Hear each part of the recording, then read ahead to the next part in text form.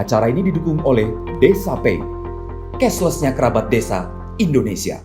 Tentang BUMDes, ini memang kemarin diskusikan, kemudian Gus Halim itu menanyakan, baru ingat ini Gus Koco, kenapa pas tengah malam kok topiknya jadi BUMDes? Itu karena memang gara-gara didiskusikan seharian gitu. Jadi di kepala munculnya BUMDes melulu gitu. Nah, ada hal-hal yang memang perlu kita cek dan diskusikan lebih mendalam, karena memang saat ini kalau melihat dashboard BUMDes ini, bumdes.kemendesa.go.id ini sudah siap memperoleh badan hukum. Itu kalau kita lihat BUMDes itu yang sudah terverifikasi dokumen. Jadi 607 BUMDes, yang BUMDesma itu ada 9 BUMDesma. Masih banyak yang sudah verifikasi nama tapi belum menyiapkan dokumen. Dan sebaliknya, sudah siap dokumen tapi belum diverifikasi oleh Kementerian Desa. Jadi kemarin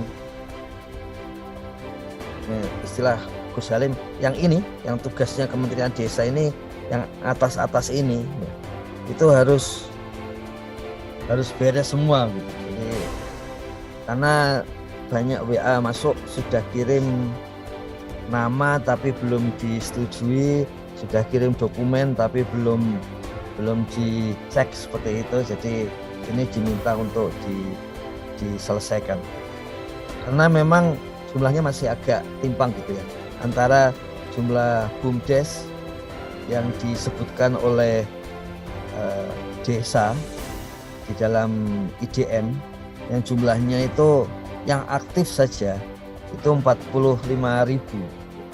Kalau ditambah yang tidak aktif selama pandemi ini ada 53.000. Jadi 45.000-nya aktif, totalnya sekitar 8.000 tidak aktif. Artinya kalau dari 45.000 ini jumlahnya masih 18 ribuan BUMDes yang coba mendaftar. Artinya memang pada langkah pertama itu masih belum terpikirkan sebetulnya manfaat manfaat dari mendaftar BUMDes.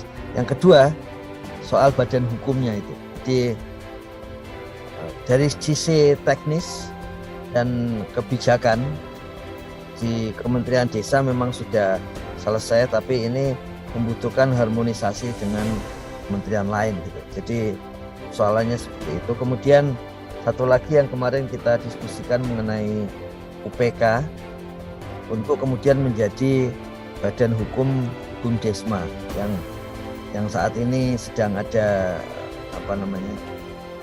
upaya untuk mencek ulang berbagai argumen-argumen hukum di MA, karena yang digugat itu PP 11 2021.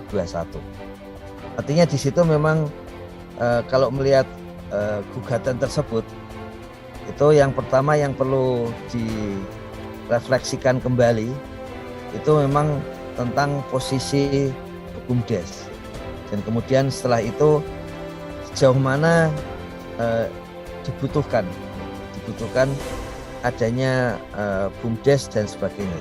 Karena memang agak aneh, data-data atau informasi tentang BUMDes yang muncul itu masih saling bertentangan.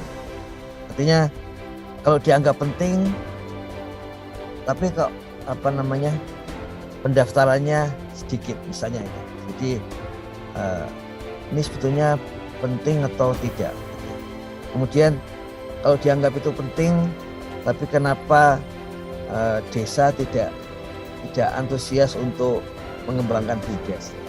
Secara keseluruhan ya, tentu saja ada hal-hal yang memang desa-desa yang memang sangat kreatif dan kemudian bisa mengembangkan itu.